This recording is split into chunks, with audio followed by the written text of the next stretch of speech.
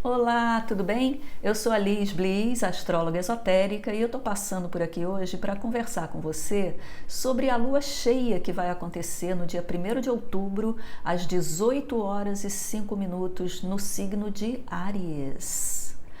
Todo mês eu passo por aqui para falar da lua cheia e para falar da lua nova. Se você ainda não se inscreveu no canal, se inscreva e, se gostar desse vídeo, dá um like e compartilhe com as pessoas que você gosta. Isso ajuda muito para a gente poder desenvolver melhor o canal, ok? A astrologia esotérica, ela sempre vai falar de questões internas. Então, a configuração do céu que eu apresento a cada lua cheia e a cada lua nova, ela vai nos falar de aspectos planetários que podem nos orientar a fazer reflexões e também a nos inspirar para certas ações. Então, fique aqui comigo que eu vou falar dessa configuração da lua cheia de Áries.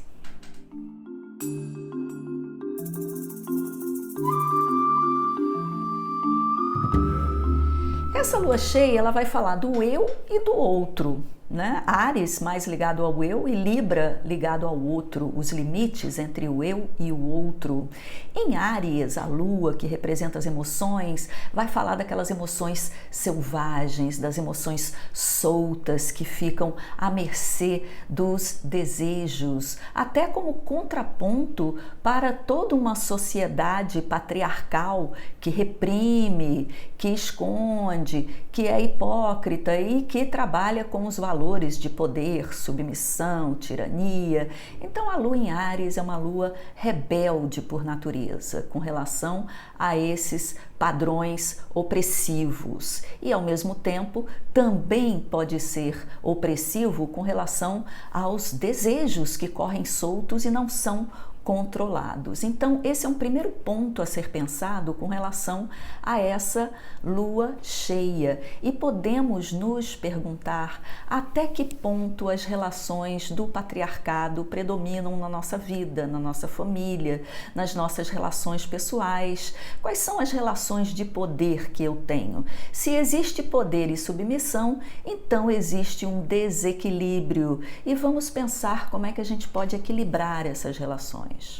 Na perspectiva esotérica, essa questão ela se volta para dentro e Áries passa a representar a força da personalidade movida por desejos egoístas, enquanto que o Sol em Libra vai representar o equilíbrio espiritual que se harmoniza por meio da razão, ou seja, harmoniza as emoções por meio da razão.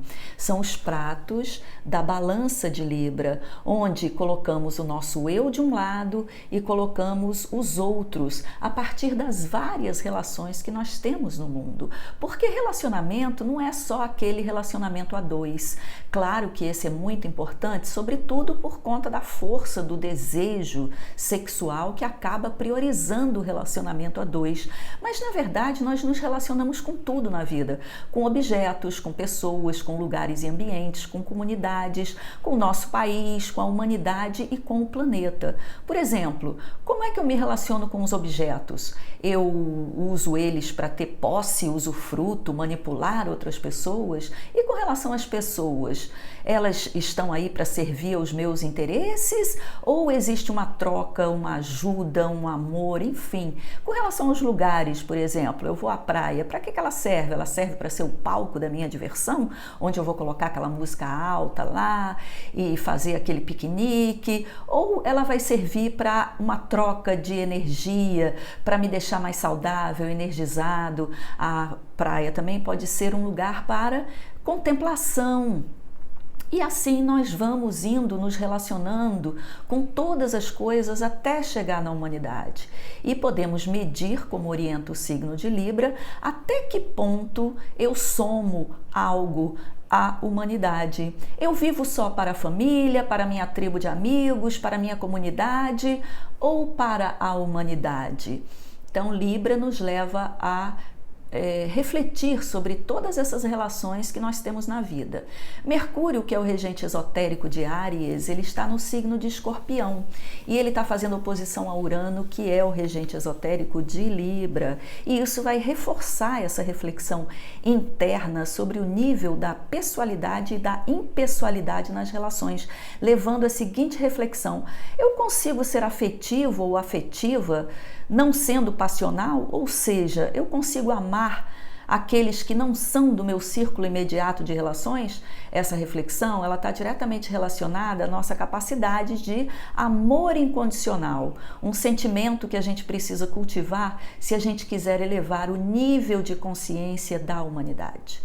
Essa lua cheia, ela também está em conjunção a Quíron, que é aquele planetoide que nos fala das feridas que temos associadas, no caso de Áries, ao nosso egoísmo e às ações que fazemos em prol do nosso avanço pessoal enquanto ser humano.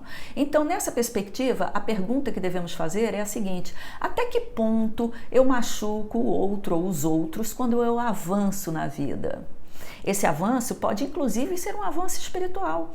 Eu posso achar que estou avançando espiritualmente, mas na realidade eu estou machucando também as pessoas. E quando eu me machuco também? Eu sinto que eu estou machucando o outro quando eu avanço para algum objetivo que eu tenho na vida?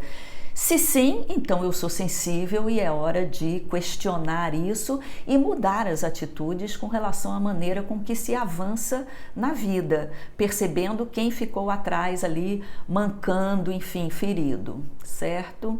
Então, outra configuração dessa lua cheia é o Marte em conjunção a Lilith, que faz quadratura com os planetas daquela grande conjunção. Esse aspecto, muitos astrólogos estão considerando como sendo o clímax dessa crise que a gente vem vivendo desde março, quando essa grande conjunção se formou. Então, movimentos de rebeldia com relação aos limites que a situação mundial colocou na nossa vida cotidiana, né?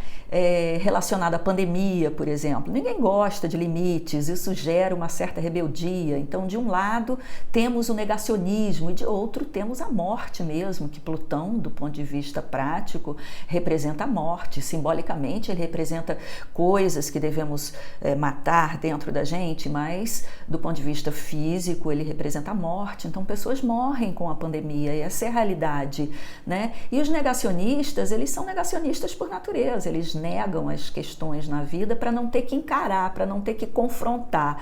E os negacionistas vão continuar negando essa realidade e se rebelando contra os limites que estão sendo impostos aí pela pandemia.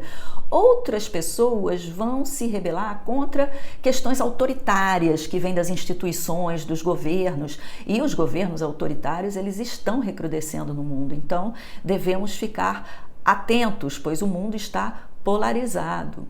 Então, podemos esperar um aumento de rebeldias e, do ponto de vista pessoal, um aumento do desrespeito com relação às pessoas próximas do nosso cotidiano, né? Então, nesse caso, a orientação astrológica é de evitar confrontos, aglomerações, ambientes onde a violência pode aflorar e buscar o refúgio no equilíbrio de Libra, harmonizando as questões internas que são disparadas pelos movimentos do mundo externo.